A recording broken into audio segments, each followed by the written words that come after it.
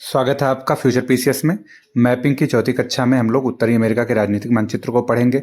इससे पहले हम लोगों ने अफ्रीका पढ़ लिया है। ये series UP PCS, RO, BPSC और अन्य एग्जाम के लिए अत्यंत महत्वपूर्ण है। पॉलिटिकल मैप में इससे पहले हम लोग फिजिकल मैप पढ़ चुके हैं, ठीक है। तो अब हम लोग पॉलिटिकल मैप में सब कंट्रीज़, उनके इंपॉर्टेंट जो पोर्ट्स हैं, उनके इंपॉर्टेंट शहर हैं, क्या विशेषताएं हैं, कहाँ कौन सा उद्योग लगा हुआ है, कौन किस सागर के तट पे है, किस नदी के तट पे है, ये सारी चीज़ें हम लोग इसमें पढ़ेंगे, ठीक है। उत्तरी अमेरिका नदियों से उतना नहीं है, नदी कम ही है, और नदियों के किनारे स्थिति भी उतनी इम्पोर्टेंस नहीं है जितना दक्षिण पूर्वी एशिया में है। जहाँ भी था हम लोगों ने उसकी चर्चा उस हिसाब से की है, ठीक है। तो चलते हैं, शुरू करते हैं। पहले देशों को देखते हैं।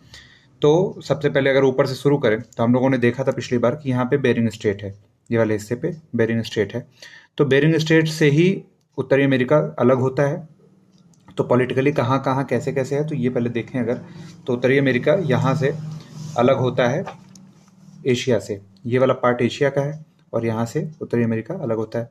दूसरी चीज़ है जो इधर अलग होता है यूरोप से, तो ये यहाँ पे जो हम लोग का डेनमार्क जल संधि है उसके द्वारा ये आइसलैंड, मतलब ये यूरोप का पार्ट है ना, आइसलैंड जो देश है यूरोप का पार्ट है, तो ये डेनमार्क जल संधि से यूरोप से अलग होता है।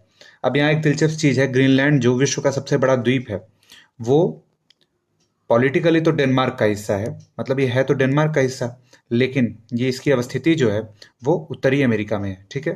तो भौतिक रूप से उत्तरी अमेरिका का हिस्सा है, जबकि पॉलिटिकली ये डेनमार्क देश के कब्जे में है, ठीक है। लेकिन उत्तरी अमेरिका यहाँ डेनमार्क जल संधि से अलग हो जाता है। इसके बाद हम लोग बेफिन बे के बाद लेब्राडोर सी से आते हैं उत्तरी अटलांटिक महासागर में, ठीक है। तो उत्तरी अटलांटिक महासागर में आते हैं तो फिर हम लोग उत्तरी अटलांटिक महासागर में पनामा कैनाल जो है, जो कि बीच में इसके है, ठीक है, यहाँ पे है। इसके बाद पनामा लास्ट जो कंट्री है, इसके बाद यहाँ पे दक्षिण अमेरिका शुरू होता है, ठीक है। तो ये पॉलिटिकली कहाँ कहाँ स्थित है ये देख लिए। इसके अलावा यहाँ पे जो प्रमुख रेखाएं हैं, जैसे विषुवत हो गया, कर्क रेखा हो गई, तो उनकी अवस्थिति या उनके उससे बहुत ज़्यादा भी इम्पोर्टेंट नहीं है, क्योंकि ये काफ़ी कुछ शीतोष्ण कटिबंध में स्थित है। अब देखिए जो कर्क रेखा है ना, वो मैक्सिको को क्रॉस करती है केवल, ऐसे देखिए, ऐसे मैक्सिको को क्रॉस कर देती है, तो और किसी जगह से होकर जाती नहीं है, इसलिए इम्पोर्टेंट नहीं है। बस ये याद रख लीजिए किस देश से जाती है, तो ये कर्क रेखा मैक्सिको से होके जाती है। ये आप लोग अगर नोट कर लें तो नोट कर लें इसको, कि कर्क रेखा मैक्सिको से होके जाती है। आगे अगर कंट्रीज पे आए, एक और रेखा जो मतलब उतनी इंपॉर्टेंट तो नहीं है लेकिन लोग मतलब कहते हैं, तो वो रेखा है आपका जो सबसे ऊपर वाली 66.5, ठीक है, जिसको हम लोग आर्कटिक वृत्त भी कहते हैं। तो वो आर्कटिक वृत्त कुछ यहाँ से होके जाता है ऐसे, ठीक है। तो वो इतना इंपॉर्टेंट नहीं है। एक चीज इंपॉर्टेंट है कि ये ग्रेट बियर लेक से होके जाता है। तो अगर आर्कटिक वृत्त के बारे में ध्यान दें तो ये ग्रेट बियर लेक से होके जाता है, ये इंपॉर्टेंट है। और ये अलास्का से और कनाडा के ऊपरी हिस्से से होके जाता है। इसके अलावा ग्रीनलैंड को भी क्रॉस करता है, ठीक, और आइसलैंड को भी थोड़ा टच करता है। देखिए आइसलैंड को जाकर ऊपर टच कर देगा, ठीक है। तो ये दो वृत्त हो गए। अब कौन कौन सा देखें हम लोग, यहाँ से ऐसे कर्क रेखा जाती है, और ये 66.5 डिग्री मतलब आर्कटिक वृत्त जाता है, ठीक है। आर्कटिक वृत्त किससे जाता है, ग्रेट बियर से। अगर आप लोग दोहराना चाहें एक बार, तो हम लोगों ने सब जगह ये देखा था कि कौन कौन सी रेखा से कौन कौन से मतलब कहाँ कहाँ से होके जाती हैं। तो विषुवत रेखा जिस झील से होके जाती है, अगर आप लोग इसको देखें तो विषुवत रेखा किस झील से होके जाती है, तो विषुवत रेखा विक्टोरिया से होके जाती है, ठीक है, विक्टोरिया से होके जाती है। और अ, दूसरा अगर देखें तो कर्क रेखा जो है, कर्क रेखा नासिर झील से होके जाती है। नासिर झील जो नील नदी पे बना हुआ है, ठीक है। मकर रेखा, मकर रेखा झील से नहीं जाती है, लेकिन मकर रेखा किससे जाती है, ये लिम्पोपो नदी को डबल क्रॉस करती है, ठीक है, लिम्पोपो नदी को। ठीक उसी प्रकार ये कांगो नदी को डबल क्रॉस करती है। कर्क रेखा जो माही नदी है भारत में, उसको डबल क्रॉस करती है। और इसी तरह हम लोगों ने देखा कि आर्कटिक वृत्त जो है, आर्कटिक वृत्त किससे होके जाता है, तो ये ग्रेट बियर से जाता है। ग्रेट बियर एक लेक है कनाडा की, ये हम लोगों ने फिजिकल मैप में देखा था, ठीक है। तो इतनी चीज़ आप ध्यान रख सकते हैं। आगे चलते हैं अगर, तो हम लोग इसके बाद कंट्रीज बाय कंट्री एक एक कंट्री उठाएंगे और उस पर शहरों को देखेंगे, दोनों तट पर, प्रशांत महासागर के और इस वाले तट पे भी। तो ये जो अलास्का हिस्सा है ना, ये पहले रशिया का हिस्सा था, अलास्का पहले रूस का हिस्सा था, ठीक है। रूस ने इसको यूएसए को बेच दिया, ठीक है। तो इसके बाद से ये यूएसए का हिस्सा हो गया। जैसे ही बेचा तो अब देखिए फॉर्च्यून देखिए यूएसए का, कि यहाँ पे खनिज तेल के भंडार मिल गए और यहाँ पे क्या हो गया, ये आर्थिक रूप से महत्वपूर्ण प्रदेश हो गया, ठीक है। और ये एकदम समझिए मिलन स्थल है एशिया और यूरोप का। अब अलास्का इसलिए प्रसिद्ध है, दूसरी चीज क्या अलास्का के बारे में है, इस प्रांत के बारे में दूसरी चीज है कि ये यूएसए का एक प्रांत है, पहले तो ये जान लीजिए, यूएसए का एक प्रोविंस है, ठीक है। इसके अलावा यहाँ पे एक कटमई घाटी है, क्या है, कटमई घाटी है। कटमई घाटी धुआंरे के लिए प्रसिद्ध है। अब धुआंरा क्या होता है, ये थोड़ा देखने वाली चीज़ है। तो जैसे ज्वालामुखी, आप लोग अगर ज्वालामुखी का कॉन्सेप्ट समझ रहे हैं, तो ये ज्वालामुखी है और इससे लावा उद्गार होता है, ठीक है। उसी तरह जैसे उथली भूमि पे कई सारे छोटे ज्वालामुखियों के रूप होते हैं, उन्हीं के सदृश धुआंरे भी होते हैं। इसमें से केवल क्या निकलता है, इसमें से मैग्मा नहीं निकलता है, इसमें से धुआं निकलता है और पानी के वाष्प के रूप में निकलता है, ठीक है। पानी के वाष्प के रूप में यहाँ धुआं निकलता है, ठीक है। तो अलास्का को हजार धुआरों की भूमि भी कहा जाता है। क्या कहा जाता है, हजार धुआरों की भूमि, ठीक है। तो आप लोग इसको ध्यान रखिएगा, ये एग्जाम में एक बार पूछा हुआ है और भी पूछ सकते हैं, ठीक है। इसके बाद हम लोग चलेंगे कनाडा पे, ठीक है। तो सबसे पहले कनाडा को देखेंगे। तो कनाडा के प्रांतों को देखें अगर, तो सबसे ऊपर हमारा ये वाला क्षेत्र पड़ता है, ठीक है। इस क्षेत्र को हम लोग अगर फिजिकल के आधार पे देखें तो इस क्षेत्र को यूकॉन क्षेत्र कहते हैं, ठीक है, यूकॉन क्षेत्र कहते हैं। यहाँ एक शहर है जिसका नाम है डॉप्सन सिटी, ठीक है। डॉप्सन सिटी यहाँ पे एक शहर स्थित है जो किसके लिए जाना जाता है, पहले तो ये जान लीजिए कि ये पूरा इलाका टैगा वनों का है। कौन सा पूरा इलाका, अगर हम लोग एक साथ देखें तो ये पूरा इलाका टैगा वन का इलाका है, ठीक है। टैगा वन क्या होते हैं, जो ठंडे प्रदेशों में ऊंचाई पे स्थित वन होते हैं, ठीक है।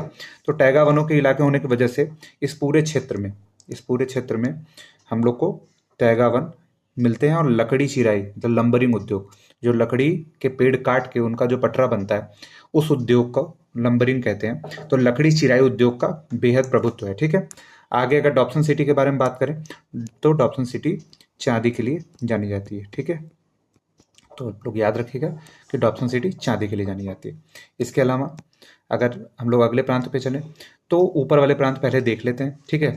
तो उसके बाद है उत्तर पश्चिम क्षेत्र। इस क्षेत्र में एक शहर स्थित है जिसका नाम है येलो नाइफ। क्या नाम है इसका, येलो नाइफ शहर है। ये हीरे के खनन के लिए प्रसिद्ध है। इसके अलावा ये जो निकला हुआ क्षेत्र है इसको नुनावट कहते हैं, ठीक है। तो ये 3 क्षेत्र यहाँ पे स्थित हैं। क्रम से अगर देखें तो यूकॉन क्षेत्र है, फिर उत्तर पश्चिमी क्षेत्र है और नुनावट क्षेत्र है, जिसमें हमने उन 2 शहरों को पढ़ा। डॉप्सन सिटी चांदी के लिए प्रसिद्ध है और येलो नाइफ हीरे के लिए प्रसिद्ध है, ठीक है। और अगर इधर द्वीपों को देखें तो हम लोग फिजिकल वाले में देख चुके हैं, लेकिन फिर से बेफिन और एलिस मरे द्वीप आप लोग ध्यान रखिएगा कि कनाडा का ही हिस्सा है, ठीक है। इसके बाद फिर अगर इधर से प्रांतों को शुरू करें तो प्रशांत महासागर तट पे ये जो प्रांत है, इस प्रांत का नाम है ब्रिटिश कोलंबिया, ठीक है। ब्रिटिश कोलंबिया प्रांत है। आप लोग थोड़ा सा अगर इतिहास को जोड़ें इससे, तो ये पूरे इलाके जो हैं ब्रिटिश कब्जे में रहे हैं, इसलिए यहाँ के अधिकतर नाम ब्रिटिशों से प्रेरित रहे हैं, ठीक है। अभी आपको मिलेगा विक्टोरिया और ऐसे, मतलब अभी ऊपर था ना क्वीन एलिजाबेथ द्वीप है, विक्टोरिया द्वीप है, फिजिकल वाले में हम लोग देखे थे, ठीक है। बेफिन हुआ, एलिस मरे हुए, ये किसी न किसी का नाम रहा है, तो ब्रिटिश कोलंबिया इसीलिए इसका नाम है, ठीक। एक बार तो क्वेश्चन पॉलिटी में पूछ लिया था कि जो भारत का संघीय ढांचा है, तो आप लोग को पता होगा संघीय ढांचा किससे लिया गया है, तो ये कनाडा का है, ठीक है, कनाडा से लिया गया। तो इसी को कनाडा न लिख के इसको लिख दिया था ब्रिटिश कोलंबियन, ठीक है। तो ऐसे करके लिख दिया था और वो कंफ्यूजन हो गया लोगों को कि कनाडा तो दिया ही नहीं, अब क्या करें। तो बहुत सारे लोगों ने ऑस्ट्रेलिया मार दिया और चीज़ें मार दी। तो ब्रिटिश कोलंबिया में एक खान है, उस खान को कहते हैं सुल्वीना की खान, ठीक। सुल्वीना की खान जो है वो किसके लिए प्रसिद्ध है, तो सुल्वीना की खान जो है वो सीसा जस्ता के खनन के लिए प्रसिद्ध है, ठीक। भारत में भी आप लोग जानते होंगे सीसा जस्ता राजस्थान में मिलता है, उसी तरह यहाँ पे भी सीसा जस्ता के लिए प्रसिद्ध है, ठीक है। कौन सा, ब्रिटिश कोलंबिया। अब इसी के पास हम लोग अगर जाएं तो एक स्थित है शहर जिसका नाम है वैंकूवर, ठीक। वैंकूवर एक पोर्ट सिटी है, ठीक है, कनाडा में स्थित है, पोर्ट सिटी है और यूएसए और इसके चोक पॉइंट पे स्थित है, ठीक है। यूएसए और इसके एकदम मिलन स्थल पे स्थित है।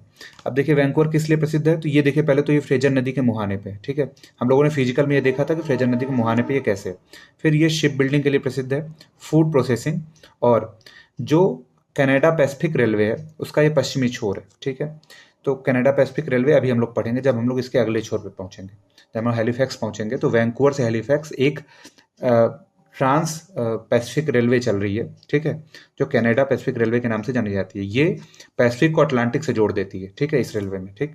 ऐसे ऐसे है, एक तरफ इसके ये देखिए ऐसे कनाडा है, तो एक तरफ यहाँ पे पैसिफिक है, यहाँ पे अटलांटिक है, इन दोनों को जोड़ती है। और इसका एक पश्चिमी छोर जो है वो वैंकूवर है और इधर वाला हैलिफैक्स है, ठीक है। तो ये हम लोग अभी देखेंगे जब अगले छोर पे पहुंचेंगे तो, ठीक। वैंकूवर जो है वो स्टेट ऑफ जॉर्जिया से उस द्वीप से अलग होता है, ठीक है, वैंकूवर द्वीप से अलग होता है, ठीक। यहाँ देखिए एक और जल संधि थी, इसे कंफ्यूज नहीं होना है। यहाँ पे एक जुआन डी फूका जल संधि थी, ठीक। वो नीचे जो यूएसए वाला हिस्सा है उसको अलग करती है, ठीक। तो दो जल संधियां हैं, यहीं से क्वेश्चन ऐसे बनता है जहाँ डबल क्रॉस रहता है, ठीक है। अगला चलते हैं, तो अगला जो हम लोग को शहर पढ़ना है उस शहर का नाम है प्रिंस रूपर्ट, ठीक।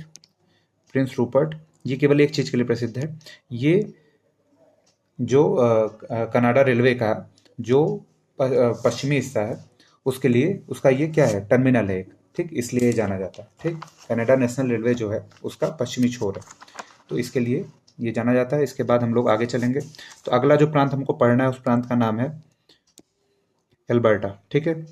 एल्बर्टा में एक एडमंटन शहर है, उस शहर को देखें।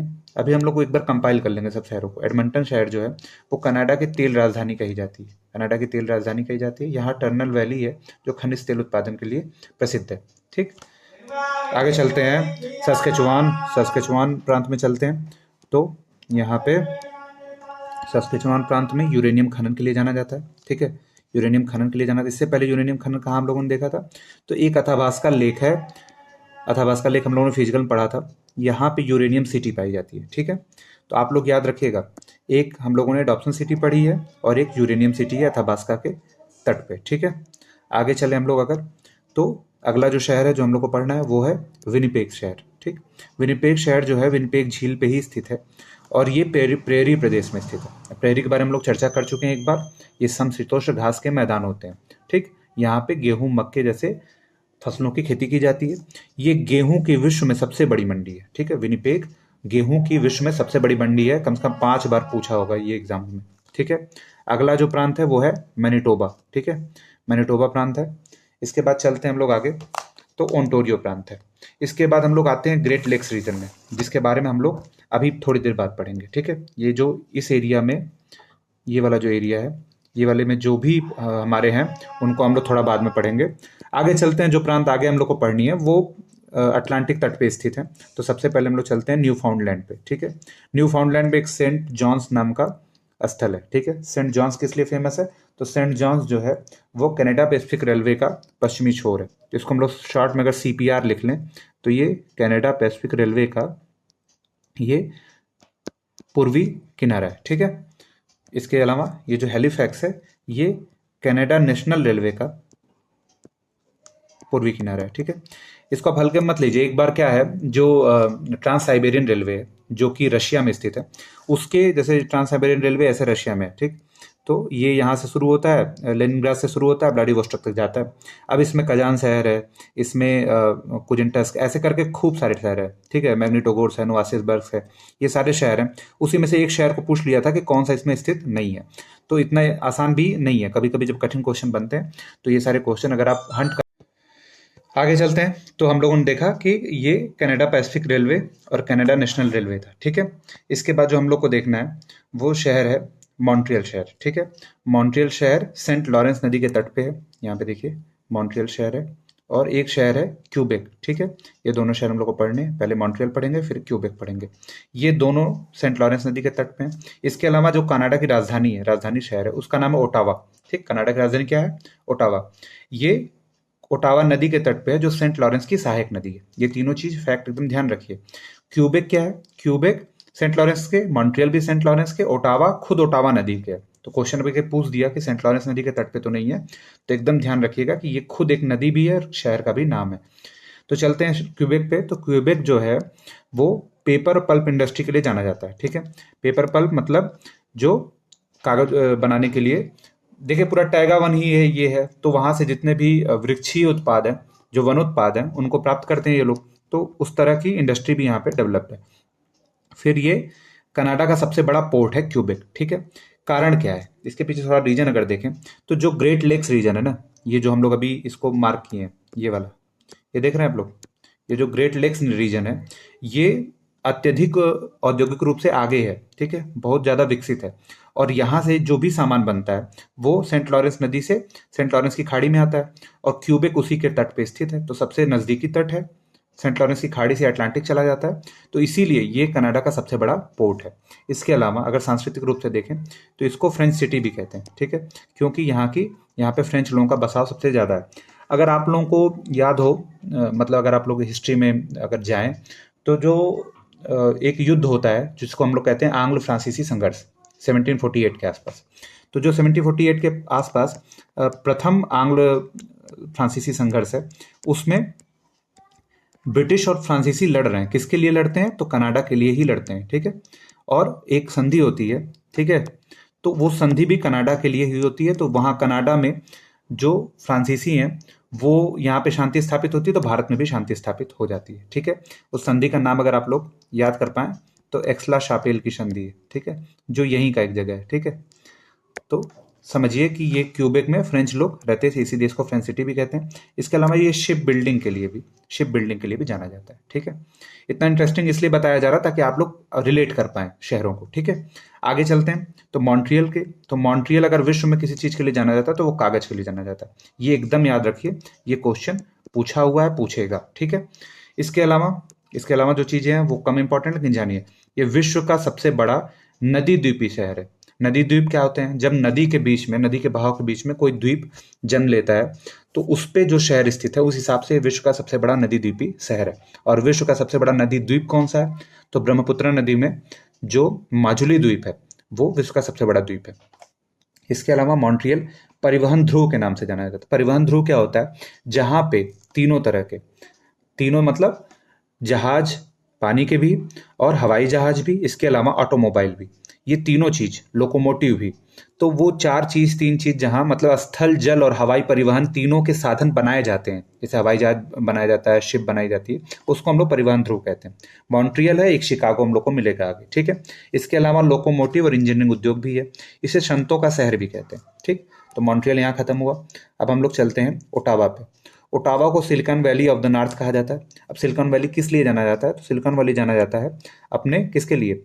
सॉफ्टवेयर के लिए, सॉफ्टवेयर प्रोडक्शन के लिए और हाई टेक्निक के लिए। ठीक है, तो यहाँ भी ये भी सॉफ्टवेयर के लिए। इसके अलावा लंबरिंग, क्या बताया था आप लोग को? टैगा वन है, टैगा वन है तो लकड़ी होगी, लकड़ी होगी तो लकड़ी के उत्पाद होंगे, इसके अलावा लकड़ी को काटा जाएगा जिसको लंबरिंग कहते हैं, लंबरिंग उद्योग होगा ही होगा। ठीक है, आगे चलते हैं।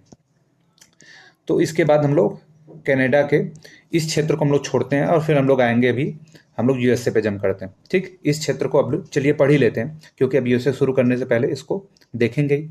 तो ये जो क्षेत्र है इसको हम लोग कहते हैं, इसको ग्रेट लेक्स रीजन कहते हैं। ठीक है, क्या कहेंगे इसको? वृहद झीलों का प्रदेश। ठीक, ग्रेट लेक्स रीजन की विशेषता क्या है, थोड़ा इसको समझते हैं। अब हम लोग जो फिजिकल मैप पढ़े थे उसमें आप लोगों को बताया गया था कि ये जो क्षेत्र है ना, ये वाला क्षेत्र, ये एक यहाँ पे रेंज पाई जाती है, उस रेंज का नाम है मेसाबी रेंज। ठीक, ये यहाँ पे मेसाबी रेंज पाई जाती है। अब मेसाबी रेंज पाने की वजह से क्या होता है? मेसाबी रेंज लोहे के उत्पादन के लिए अत्यधिक प्रसिद्ध है। ठीक है, मेसाबी रेंज लोहे का उत्पादन होता है। इसके अलावा जो कोयला है, कोयला इसको कहाँ से प्राप्त होता है? तो आप लोगों को बताया था अपलेशियन पर्वत है, अमेरिका के पूर्वी हिस्से पे अपलेशियन पर्वत है। उसी अपलेशियन पर्वत एक राज्य है अमेरिका का जिसका नाम है पेंसिल्वेनिया। ठीक है, पेंसिल्वेनिया। अब पेंसिल्वेनिया से क्या प्राप्त हो जाता है? कोयला प्राप्त हो जाता है, वो भी छोटा मोटा नहीं, एंथ्रेसाइट कोयला मिलता है यहाँ पे, उच्च क्वालिटी का कोयला जिसमें 90% तक कोक होता है, मतलब कार्बन होता है। एंथ्रेसाइट कोयला मिल जाता है यहाँ से, पेंसिल्वेनिया से, और मेसाबी रेंज से खुद मिल जाता है। इसलिए जो ये क्षेत्र है, सुपीरियर हाईलैंड वाला क्षेत्र है, ग्रेट लेक्स रीजन का क्षेत्र है, ये अधिकतर लौह इस्पात के लिए जाना जाता है। अधिकतर जगह लौह इस्पात मिलेगा आपको। ठीक, देखिए ये लौह इस्पात मिला ना। अब देखिए लौह इस्पात जहाँ होगा, अब लौह इस्पात होगा तो क्या होगा? लौह इस्पात होने से वहाँ के आसपास अगर डिमांड है किस चीज़ की, अगर वहाँ जनसंख्या की डिमांड है तो वहाँ ऑटोमोबाइल इंडस्ट्री जन्म लेगी। इसके अलावा कौन सी इंडस्ट्री जन्म लेगी? इसके अलावा यंत्र बनाने वाली इंडस्ट्री, जिसको हम लोग कहें अगर भारी मशीनरी उद्योग जन्म लेगा। ठीक है, ये दोनों चीज समझ में आ रही है ना कि लौह इस्पात होगा तो इस्पात बनेगा, इस्पात बनेगा तो मशीन बनेगी, ऑटोमोबाइल बनेगा, वहीं पे तो गाड़ियां बनेंगी जहाँ पे लोहा मिलेगा। ठीक है, टाटा ने जमशेदपुर में लगाया प्लांट। ठीक है, लौह इस्पात वहां पे मिला ना, वहां पे नदी थी, इस्पात था, परिवहन था। अब यहाँ पे भी तीनों चीज है तभी तो हो रहा है। यहाँ पे कोयला है, लोहा है और परिवहन है, जल है, सारी चीजें उपलब्ध हैं। तो यहाँ पे क्या लौह इस्पात नहीं होगा? लौह इस्पात यहाँ जन्म लेगा। जब लौह इस्पात यहाँ जन्म लेगा और भारी जनसंख्या का क्षेत्र है तो यहाँ पे इंडस्ट्री भी जन्म लेगी। किस तरह की? जो लौह इस्पात पे आधारित इंडस्ट्री है। ठीक, तो यहाँ पे सॉफ्टवेयर टेक्नोलॉजी थोड़ी होगा। देखिए कहीं सॉफ्टवेयर है इस क्षेत्र में? नहीं है। सब क्या है? सब भारी मशीनरी उद्योग है। तो चलते हैं सबसे पहले शहर पे। सबसे पहले कनाडा के शहर देखेंगे, तो जिसमें पहला शहर है हमारा साल्ट सेंट मैरी। ठीक है, साल्ट सेंट मैरी कहाँ पे स्थित है? ह्यूरॉन तट पे स्थित है। ह्यूरॉन तट पे स्थित है। तो ह्यूरॉन तट पे स्थित साल्ट सेंट मैरी लौह इस्पात के लिए जाना जाता है। इसके अलावा अगला जो शहर है ग्रेट लेक्स रीजन का, वो है विंडसर। विंडसर जो है ऑटोमोबाइल इंडस्ट्री के लिए जाना जाता है। इसको क्या कहते हैं? इसको कनाडा का डेट्रॉयट कहते हैं। अब लगे यार डेट्रॉयट देखें, तो डेट्रॉयट किस लिए फेमस है? ऑटोमोबाइल के लिए। अभी इसी क्षेत्र में डेट्रॉयट है, हम लोग को मिलेगा। तो जैसे नहीं कहते हैं कि कोई आदमी किसी चीज का प्रतीक बन जाता है तो उसको डायरेक्ट उपमा कर दी जाती है और उस आदमी को दोनों का समानार्थी मान लिया जाता है। जैसे सत्यवादिता का समानार्थी हरिश्चंद्र हो गया तो लोग कहते हैं नहीं कि हरिश्चंद्र हुआ, उसी तरह ऑटोमोबाइल इंडस्ट्री का जो पर्याय हो गया वो डेट्रॉयट हो गया। ठीक है, तो इसीलिए कहते हैं कि कनाडा का डेट्रॉयट है ये। ठीक है, ये क्या है? आगे चलते हैं। विंडसर के बाद हम लोग देखेंगे हैमिल्टन को। हैमिल्टन जो कि तट पे नहीं है, ध्यान दीजिएगा इस बात का कि हैमिल्टन जो है वो ग्रेट लेक रीजन से थोड़ा हटके है। ठीक है, इसको बर्किंघम ऑफ कनाडा भी कहते हैं। ठीक है, अब बर्किंघम किस लिए जाना जाता है? तो बर्किंघम जाना जाता है लौह इस्पात के लिए। ठीक, बर्किंघम लौह इस्पात के लिए जाना जाता है। ठीक, यूएसए के जो दो शहर हैं जो लौह इस्पात के लिए जाने जाते हैं, एक बर्किंघम है और एक आपका पिट्सबर्ग है। ठीक है, तो ये दोनों ही जाने जाते हैं किसके लिए? ये दोनों जाने जाते हैं लौह इस्पात के लिए। तो इसका उदाहरण दिया जाता है प्रतीक के रूप में, बर्किंघम कनाडा हैमिल्टन को कहा जाता है, क्योंकि यहाँ भी लौह इस्पात उद्योग विकसित अवस्था में, जैसे सॉल्ट सेंट मैरी में है वैसे ही हैमिल्टन में भी है। ठीक है, अगला जो पढ़ना है वो है टोरंटो। टोरंटो ओंटारियो के तट पे है, ध्यान दीजिएगा, टोरंटो ओंटारियो के तट पे है। ये सभी प्रकार के उद्योगों के लिए प्रसिद्ध है। ठीक है, अब ईरी ओंटारियो के बीच नियाग्रा प्रपात है, ये हम लोगों ने देखा था। अगले चलते हैं, किंगस्टन एक है जो कि सेंट लॉरेंस के तट पे स्थित है। ठीक है, अब यूएसए के प्रदेशों को देखें तो उससे पहले हम लोग को थोड़ा कुछ जानना होगा। वो जानना क्या चीज़ है? ये है कि ये जो क्षेत्र है ये क्यों लौह इस्पात के लिए इतना प्रसिद्ध है। ठीक है, तो यहाँ पे एक रेंज है जिस रेंज का नाम है मेसाबी रेंज। ठीक है, मेसाबी रेंज किस लिए जाना जाता है? तो ये लौह के लिए जाना जाता है, लोहे के खनन के लिए जाना जाता है। इसके अलावा जो अपलेशियन हम लोगों ने पढ़ा था, अपलेशियन का जो उत्तरी क्षेत्र है वो अमेरिका के पेंसिल्वेनिया में है। ठीक है, और पेंसिल्वेनिया से एंथ्रेसाइट कोयला का खनन किया जाता है। एंथ्रेसाइट सबसे उच्च क्वालिटी का कोयला होता है जो कि 90% इसमें कोयला पाया जाता है। ठीक, उसमें कार्बन की उच्च मात्रा होती है। अब एंथ्रेसाइट कोयला यहाँ से पाया जाता है और मेसाबी रेंज में लोहा मौजूद है। इस वजह से जो ग्रेट लेक्स रीजन है वो लौह इस्पात उद्योग के लिए प्रसिद्ध है, क्योंकि लोहा खुद इनके पास है, ये यहाँ से कोयला मंगा लेते हैं। और दूसरी चीज़ क्या है? इनके पास परिवहन है। ठीक है, परिवहन की सुविधा मौजूद है, जल की सुविधा मौजूद है और ये क्षेत्र प्रौद्योगिकी रूप से भी आगे है। ठीक है, तो ये सब चीज़ों की वजह से यहाँ सुंदर संयोग होता है और फिर यहाँ पे लौह इस्पात उद्योग की स्थापना होती है। तो सबसे पहला जो शहर देखना है हम लोग को वो है डुलुथ। डुलुथ किसके तट पे है? तो ये सुपीरियर झील के तट पे है। ठीक है, और लौह इस्पात उद्योग के लिए जाना जाता है। अगला जो शहर है वो मिल्वॉकी और गैरी को हम लोग को देखना है। ठीक है, अब ये देखिए, ये तीनों चीज एक चीज से संबंधित है, वो है कि ये क्षेत्र केवल मेसाबी रेंज के लिए नहीं, इसके नीचे स्थित है प्रेयरी। ठीक है, प्रेयरी है क्या? प्रेयरी समशीतोष्ण घास के मैदान होते हैं। ठीक, तो हम लोग पहले भी चर्चा कर चुके हैं, प्रेयरी विभिन्न प्रकार की अन्न उपजों के लिए जाना जाता है, जैसे गेहूं हो गया और मक्का हो गया।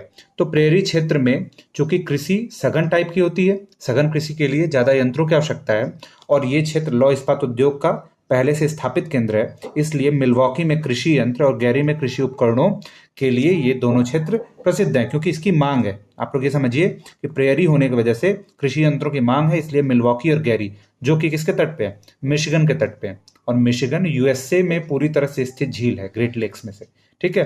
तो उसके तट पे मिशिगन और गैरी, मिल्वॉकी और गैरी दोनों कृषि यंत्र और उपकरणों के लिए प्रसिद्ध हैं।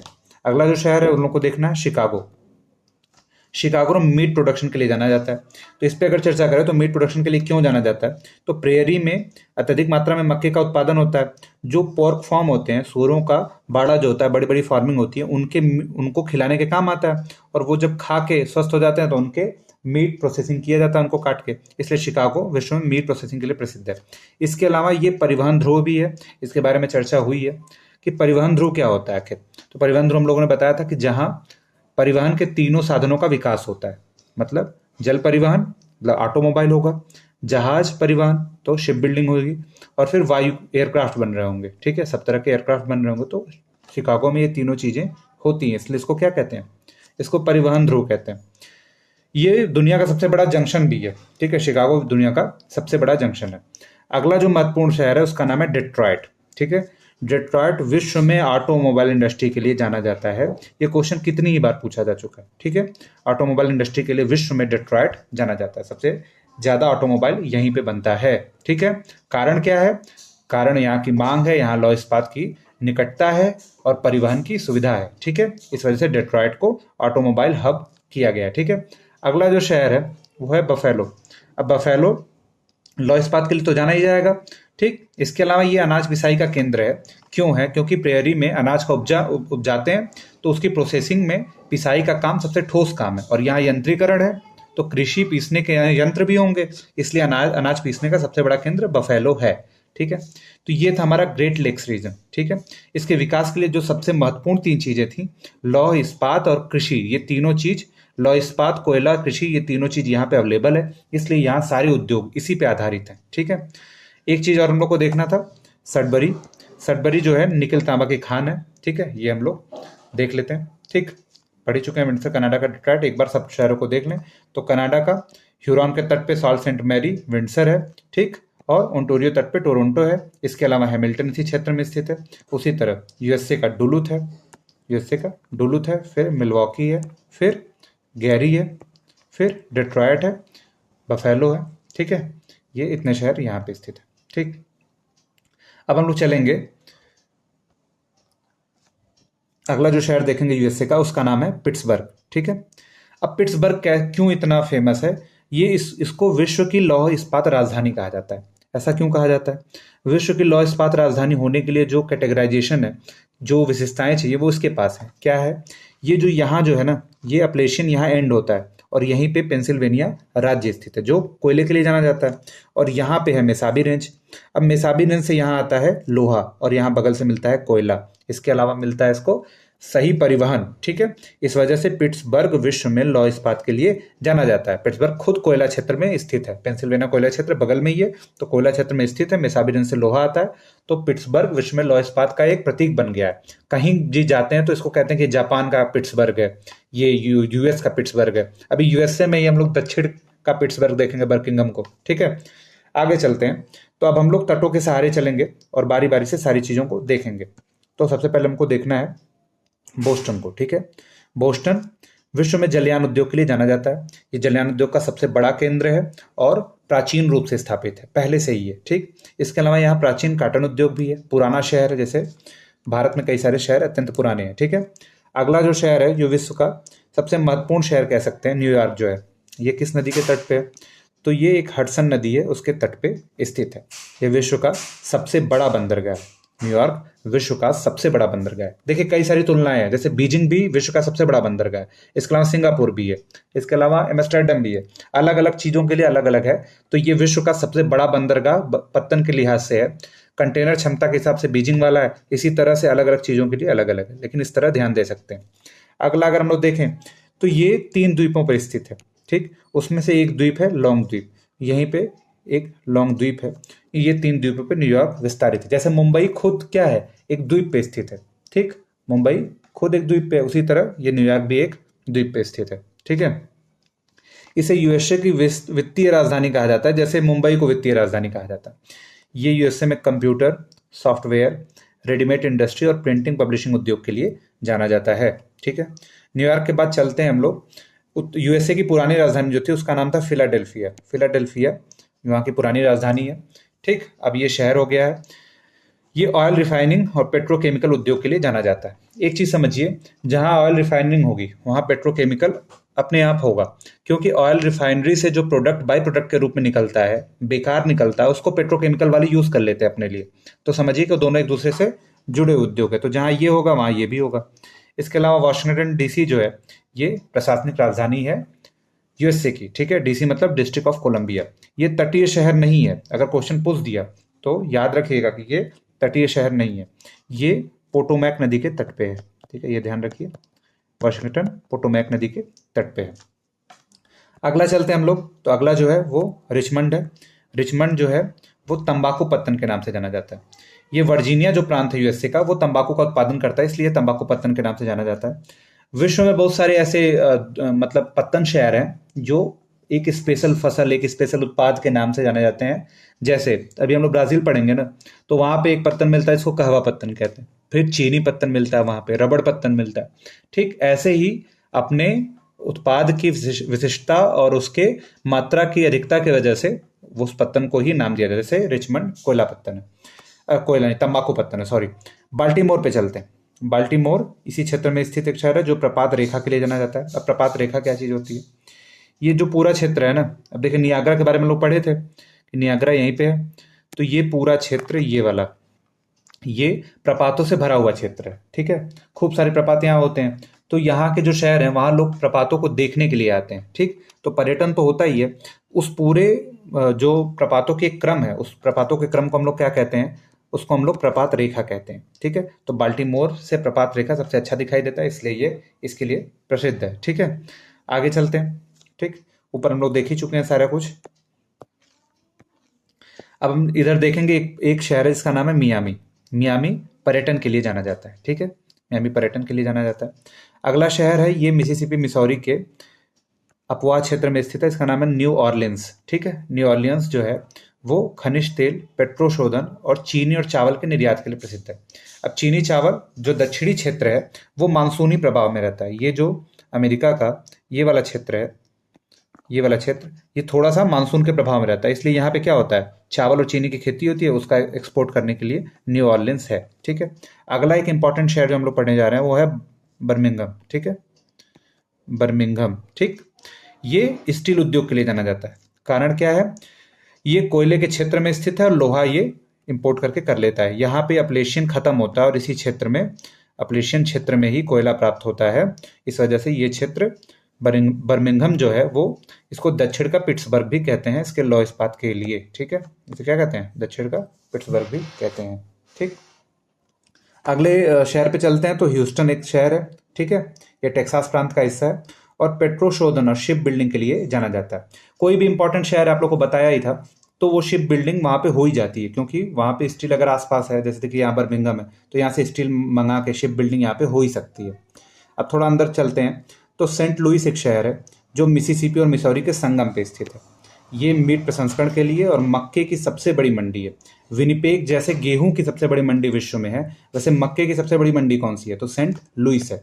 अब देखिए सेंट लुइस, क्यों ये मक्का यहाँ पे? तो ये आप लोग अगर ध्यान दें मैप में, तो फिजिकल वाला इसीलिए पढ़ना पहले जरूरी था क्योंकि मैपिंग से जुड़ा हुआ है। ये पूरा क्षेत्र जो है, ये पूरा क्षेत्र जो है, ये वृहद मैदान है और ये क्षेत्र मध्य मैदान है।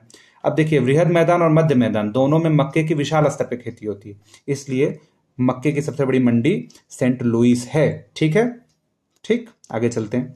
अब हम लोग यूएसए के वो तट देखेंगे जो प्रशांत महासागर के तट पे स्थित है। ठीक है, तो ह्यूस्टन से अब हम लोग मैक्सिको को सरपास करके आते हैं लॉस एंजलिस पे। ठीक है, लॉस एंजलिस जो है ना वो थोड़ा सा शुष्क क्षेत्र में स्थित है।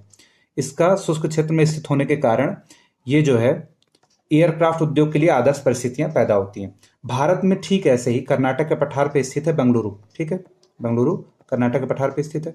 अब बेंगलुरु यहाँ पे स्थित होने की वजह से यहाँ पे भी एचएएल की स्थापना सबसे पहले बेंगलुरु में हुई और ये एयरक्राफ्ट उद्योग के लिए भारत में जाना जाता है। तो रिलेट करिए तो बहुत आसानी हो जाएगी। दूसरी चीज़ है जैसे मुंबई यहाँ पे, वैसे हॉलीवुड वहाँ पे लॉस एंजलिस में स्थित है। इसके अलावा ऑयल रिफाइनिंग के लिए जाना जाता है। ठीक, एक शहर है लॉस वेगास, कोलोराडो के बगल में ही है। ठीक, आगे चलते हैं।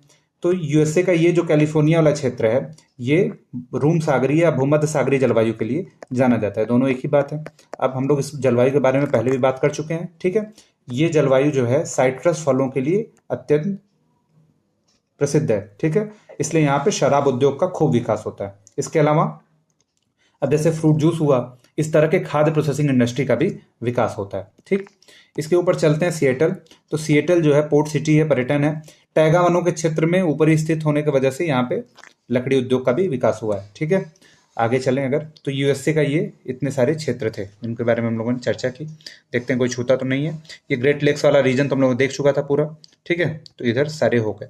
अब चलते हैं मैक्सिको पे। तो मैक्सिको की राजधानी क्या है? तो मैक्सिको की राजधानी है मैक्सिको सिटी। ठीक है, मैक्सिको सिटी इसकी राजधानी है। यहाँ जो मैक्सिको है ये विश्व में चांदी उत्पादन के लिए जाना जाता है। ठीक है, चांदी उत्पादन के लिए जाना जाता है। और ये जो चांदी उत्पादन ये करता है, ये इसकी सबसे बड़ी जो खान है, इसके बारे में कितनी बार पूछा गया है। तो ये उत्पादन चिहुआहुआ से करता है। चिहुआहुआ चांदी के खनन के लिए जाना जाता है। ठीक है, आगे हम लोग मैक्सिको के बाद देशों को देखते हुए चलें तो अगला देश जो है वो है होंडुरास। होंडुरास इसकी राजधानी है टेगुसिगल्पा। ठीक है, राजधानी एकदम देखते हुए चलेंगे, होंडुरास फिर टेगुसिगल्पा उसकी राजधानी है। ठीक, अगला जो देश है वो है बेलीज। बेलीज की राजधानी है बेलमोपान। ठीक, अब देखिए बेलीज इंपॉर्टेंट क्यों है? बेलीज इंपॉर्टेंट इसलिए है क्योंकि ये केवल अटलांटिक तट पे है। ठीक है, ये केवल अटलांटिक तट पे है। ये ऐसा देश है जिसकी सीमा प्रशांत महासागर से मतलब स्पर्श नहीं करती है। बाकी सभी मध्य अमेरिकी देशों की सीमा प्रशांत महासागर से टच करती है। देखिए ये यहाँ ब्लॉक हो गया। उसी तरह जो अगला राष्ट्र हम लोग को पढ़ना है वो है एल सल्वाडोर। इसकी राजधानी है सान सल्वाडोर। ये ऐसा देश है जिसकी सीमा केवल प्रशांत से टच करती है। ठीक है, प्रशांत महासागर से टच करती है और किसी मतलब अटलांटिक से नहीं टच करती है। ठीक है, अब देखिए इसके बाद हम लोग देखेंगे ग्वाटेमाला। ग्वाटेमाला देखेंगे। ग्वाटेमाला की राजधानी ग्वाटेमाला सिटी है।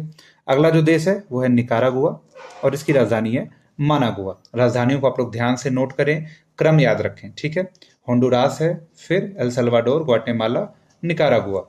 अगली राजधानी है कोस्टा रिका। एक पर्यटन के दृष्टि से बहुत ही इंपॉर्टेंट है देश।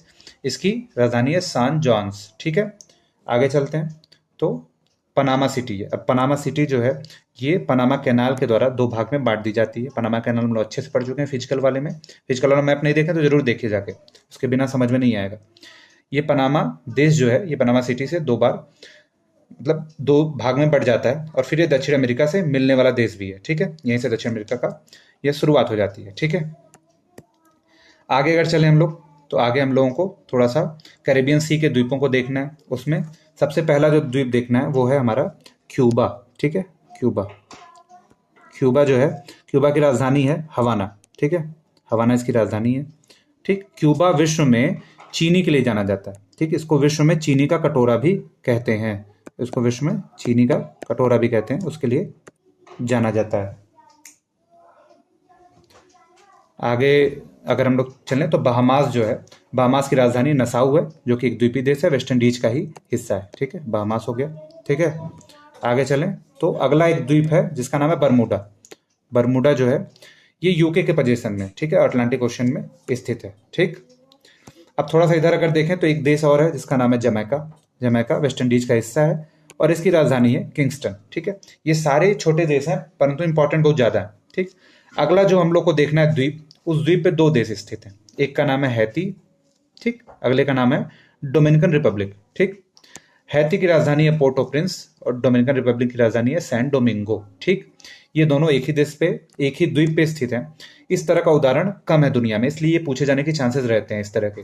जैसे पिछली बार पीसीएस में बोर्नियो को पूछ दिया था। ठीक है, बोर्नियो एक हिंद महासागर का द्वीप है जिसपे तीन देश स्थित हैं। ठीक है, एक है ये ब्रुनेई रहता है, फिर ये मलेशिया है, फिर ये इंडोनेशिया है। ठीक है, इसके बाद हम लोग थोड़ा सा मध्य अमेरिकी हिस्से में वेस्ट इंडीज द्वीपों पे चलते हैं। ठीक है, वेस्ट इंडीज द्वीपों से एक क्वेश्चन पूछता है। द्वीपों से लगातार इन सालों में एक दो क्वेश्चन जरूर पूछता रहा है। तो चलेंगे सबसे पहले, ये कैरिबियन सी में इनका विस्तार है, ये ध्यान देंगे, कैरिबियन सी में इनका विस्तार है।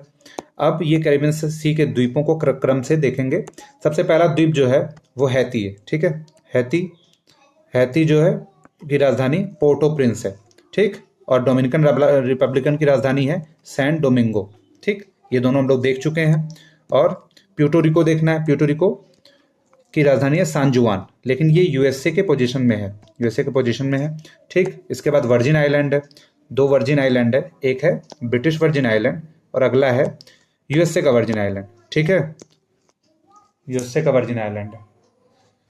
इसके अलावा एंगुइला जो है वो यूके के कब्जे में एक द्वीप है। इसके अलावा मॉन्टेसेराट भी यूके के कब्जे में। तो अगर ध्यान दें तो यूके के कब्जे में 3 है यहाँ पे, एक है ब्रिटिश वर्जिन, एक है एंगुइला और एक है मॉन्टेसेराट, ठीक। और यूएस के कब्जे में 2 हैं, एक यूएस वर्जिन आइलैंड है और प्यूर्टो रिको, ये इंपॉर्टेंट है दोनों, ठीक है। आगे अगर चलें हम लोग तो 2 द्वीप यहाँ पे हैं, एंटीगुआ और बारबुडा, ठीक है। ये दोनों एक ही साथ हैं, एक ही देश हैं, एक ही साथ बोले भी जाते हैं, ठीक है। अगला द्वीप है ग्वाडेलूप, इस पे फ्रांस का कब्जा है, ठीक। ग्वाडेलूप पे फ्रांस का कब्जा है, ये पूछा हुआ है एक बार, इसका क्वेश्चन ग्वाडेलूप का पूछा हुआ है, ठीक है। डोमिनिका एक देश है, इसकी राजधानी है रशेव, ठीक। डोमिनिका की राजधानी रशेव है। उसके नीचे सेंट लूसिया स्थित है, सेंट लूसिया द्वीपीय देश है जिसकी राजधानी है कैस्ट्रिज, ठीक। फिर है बारबाडोस जिसकी राजधानी है ब्रिजटाउन। इसके बाद सेंट विंसेंट और ग्रेनाडियंस है जिसकी राजधानी है किंगस्टन, ठीक है। इन देशों को ध्यान से देखना है, ठीक, और इनका क्रम ध्यान देना है। और ये अटलांटिक क्वेश्चन में ये बातें ध्यान रखनी है, ये क्वेश्चन पूछा हुआ है। ग्रेनाडा का क्वेश्चन भी पूछा हुआ था, ऑप्शन में 4 ऑप्शन में एक ग्रेनाडा का भी ऑप्शन था, ये ध्यान रखिए। इसकी राजधानी है सेंट जॉर्ज। अगला जो नीचे द्वीप स्थित है उसका नाम है त्रिनिदाद एंड टोबैगो, ठीक है। ये है त्रिनिदाद ऊपर वाला, उसके नीचे है टोबैगो, ठीक है। इसकी राजधानी कहाँ है तो इसकी राजधानी है पोर्टो प्रिंस, ठीक है। ये हो गया हमारा लेसर एंटिलीज। फिर हमारा है नीदरलैंड एंटिलीज, इसके 3 हिस्से हैं, बोनायर, कराकुओ और एक है अरूबा, ठीक। इन तीनों को हम लोग दक्षिण अमेरिका में दोबारा से पढ़ेंगे, एक बार इसका रिवीजन कर लेते हैं, ठीक है। ये वाला हिस्सा जो है ये ग्रेटर एंटिलीज है, ठीक। ये ग्रेटर एंटिलीज का हिस्सा है, ये जितने भी देश हैं, ठीक। और ये लेसर एंटिलीज हैं, इसके यहाँ ये नीदरलैंड एंटिलीज हैं, 3 एंटिलीज हैं, ठीक। और पूरे ये कैरेबियन सागर को घेरे हुए हैं। और ये है पूरा सिस्टम कहाँ पूरा स्थित है तो ये पूरा सिस्टम अटलांटिक ओशन का हिस्सा है, ठीक है। अटलांटिक ओशन का हिस्सा है, ये सारे द्वीप अटलांटिक महासागर के हैं, ठीक है, अटलांटिक महासागर के द्वीप हैं। अब देखिए हैती, फिर डोमिनिकन रिपब्लिकन, राजधानी हैती की पोर्टो प्रिंस, डोमिनिकन की सेंटो डोमिंगो, और फिर सान जुआन। फिर ब्रिटिश के 3 कौन कौन से, वर्जिन, एंगुइला और मोंटेसेराट। इसके अलावा हम लोगों ने एक देश यहाँ पे सेंट किट्स और नेविस जिसकी राजधानी है बास्टेरे, ये छूटा हुआ था, इसको देख लीजिए, ठीक है, बास्टेरे इसकी राजधानी है। इसके अलावा यूएस के 2 हैं, प्यूर्टो रिको और यूएस वर्जिन। इसके अलावा फ्रांस का एक है ग्वाडेलूप, ठीक। इसके अलावा सारे देश यहाँ पे आज़ाद हैं और यही सबसे इंपॉर्टेंट भी हैं, ठीक, जिसमें हम लोगों ने सबसे पहले देखा था डोमिनिका, फिर सेंट लूसिया, फिर बारबाडोस, फिर सेंट विंसेंट और ग्रेनाडियंस, ग्रेनाडा और लास्ट में ट्रिनिदाद और टोबैगो। इसके अलावा नीदरलैंड एंटिलीज में 3 देश जो काराकुओ, अरूबा और बोनायर देखे थे, ठीक है।